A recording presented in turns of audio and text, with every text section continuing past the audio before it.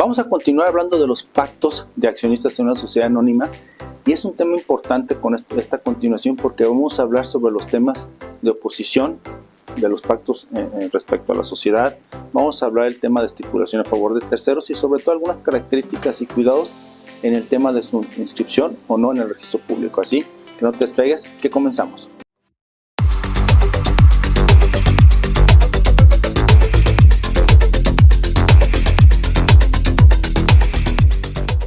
¿Qué tal? De nueva cuenta tu servidor Adrián Paredes, presidente de la revista Consejero Empresarial y del Centro de Estudios de Derecho de la Empresa, SEDE.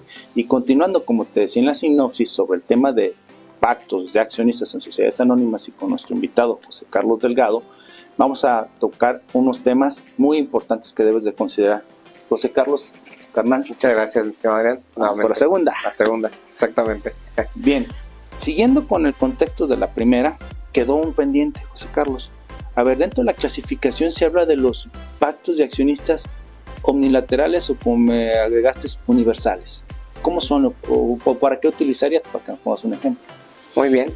La doctrina le llama a los pactos parasociales, recordando que son los que están fuera de estatutos, omnilaterales o universales, aquellos que están suscritos por todos los accionistas.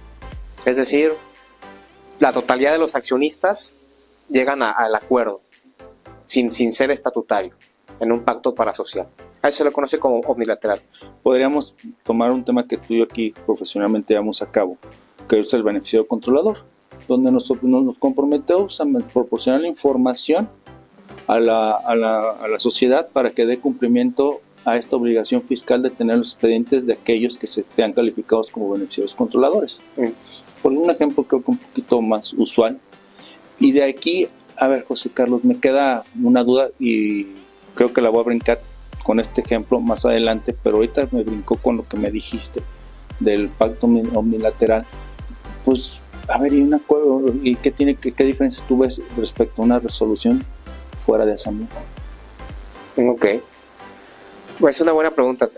La resolución o los acuerdos adoptados de forma unánime fuera de asamblea o resoluciones fuera de asamblea están contempladas como una forma de optativa a la asamblea de accionistas o a la asamblea de socios si es una SDRD. Y estas resoluciones, la diferencia es que la naturaleza es distinta. A pesar de que en ambos tiene que haber un consentimiento de la totalidad de los socios. Si es un pacto parasocial o omnilateral, pues está la totalidad. Y si es una resolución fuera de la asamblea, también tiene que estar la totalidad y por escrito. Y eso es lo que les hace muy buena pregunta, porque hace una similitud. Oye, pues, ¿qué en un pacto parasocial omnilateral es una resolución fuera de asamblea? La distinción de mi apreciación radica en la naturaleza y en el tipo de efectos o acuerdos que se tratan en cada una.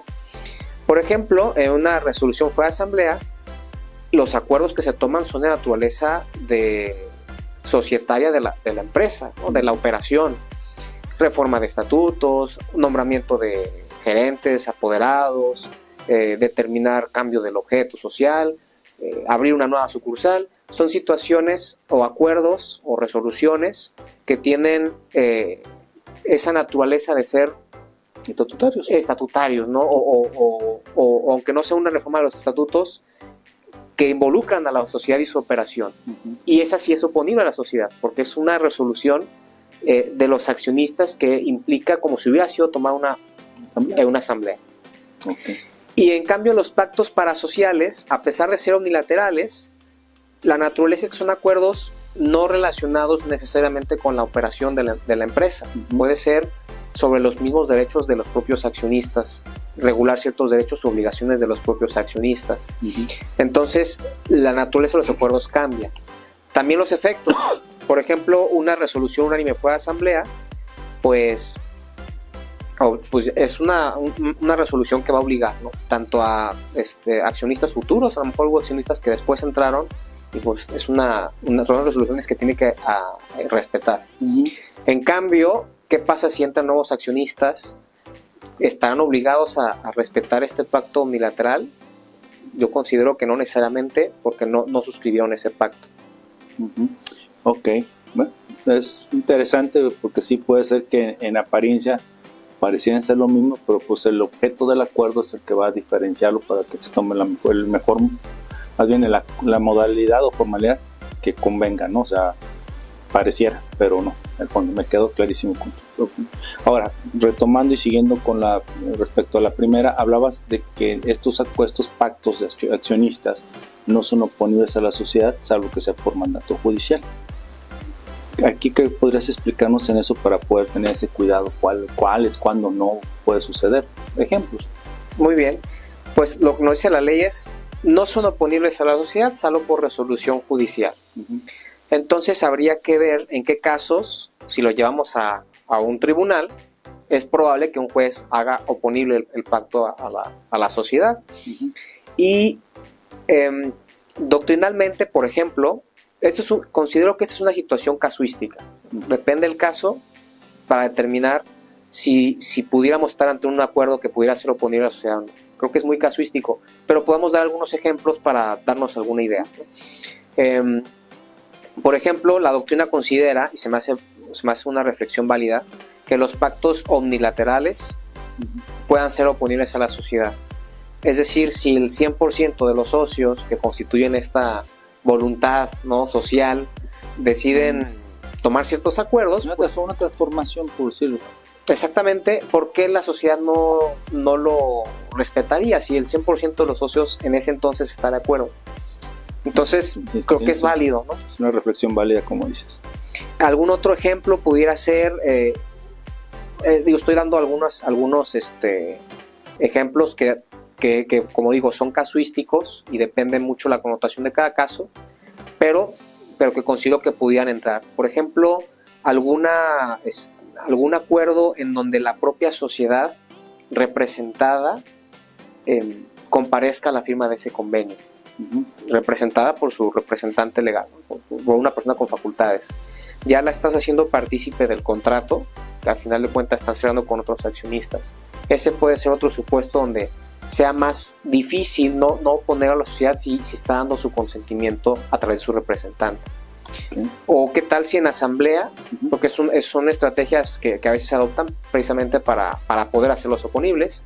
¿Qué tal si en asamblea uno de los puntos de la orden del día es la aprobación o el reconocimiento de un pacto, de cierto pacto de accionistas? Okay. Que la asamblea lo vote y lo aprueba y diga estamos de acuerdo y aceptamos o reconocemos la existencia de este acuerdo. Son ejemplos de casos donde pudiera ser oponible. Ok, bueno, pues ahí ya nos das una idea cuándo para tenerlo preparado en nuestra estrategia porque podemos enfrentarlo, ¿no? Uh-huh. Y ahora finalmente, para cerrar esta cápsula, para irnos a unos ejemplos que nos has propuesto, hablamos de pactos de accionistas donde tú y yo estamos acordando, pero yo podría estipular a favor de la sociedad determinado derecho u obligación, o nada más se sujeta a estos pactos a ti y a mí, o la puede involucrar a la sociedad, en pocas palabras. Considero, en el caso de que la sociedad no comparezca, representa, imagino, ¿no? No está firmando. Sí, o que lo que tú estemos pactando traiga una consecuencia que pueda afectar a la sociedad pueda remitir contra nosotros por no haberlo cumplido, no sé. Bien. Sí, es muy válido, claro, como bien lo mencionaste, pues es un tema contractual y nos vamos a las reglas generales de los contratos, ¿no? Y de las obligaciones, y nos vamos al Código Civil Federal, exactamente. Entonces, existe habíamos hablado en el pasado sobre la relatividad. Yo no puedo imponer obligaciones a alguien que no estuvo de acuerdo o no manifestó su consentimiento. Sin embargo, lo que sí nos reconoce el Código Civil, que lo comentábamos, es la estipulación a favor del tercero. Si yo me obligo a ejercer o a realizar ciertas prestaciones en favor de un tercero, a pesar de que ese tercero no firmó en ese momento el acuerdo, pudiera reclamarme o exigirme el cumplimiento. Okay. Eso sí se puede. No pudiera yo obligarlo a algo, que no está participando su voluntad, obviamente. Pero sí yo obligarme para con él. Entonces es interesante, ya será la naturaleza de cada pacto societario, o pacto entre accionistas que celebremos, en donde le podemos conceder un derecho de la sociedad hacia nosotros, ¿no? Y ahí en ese caso se me hace muy válido que la sociedad voltee y diga, no me cumpliste o no cumpliste tu acuerdo a mi favor, y poder exigir alguna responsabilidad. Sí, pero aquí yo creo que si esa estipulación, pues debe haber obviamente una razonabilidad, no nomás la vamos a involucrar en todos los pactos societarios, sino necesariamente va a ser en aquellos que pueda repercutir en el funcionamiento societario o la operación propia de la empresa, ¿no? De acuerdo, así es. Bien, pues bueno, yo creo que hay una pregunta, fíjate que antes de, hablando del gobierno corporativo, en el tema de las minorías, tú tienes un 5%, yo tengo un 6%, estamos en una SAPI, somos accionistas. Pues si atendemos al principio a los derechos de minoría, pues de manera individual no tenemos ese 10% para poder pedir tener una representación en el consejo a través de un consejero. Si ¿cómo lo podríamos hacer? Podemos firmar un pacto societario tú y yo para que ya sumados seamos el 11 y podamos tener esa representación. Tomándolo en buenas prácticas. Sé que te agarré al vuelo porque se me vino porque estaba viendo el tiempo de la entrevista, así que... Claro. Sí, sin tema. Sí, el derecho de minorías puede ser representado por un accionista o por varios accionistas que en su conjunto lleguen a ese porcentaje. Si queremos hacer un convenio entre accionistas para obligarnos, ¿no?, a ejercer ese derecho de minoría, pues en ese caso sí podemos hacer el convenio por escrito, como ya hemos dicho, con alguna penalidad para cumplir.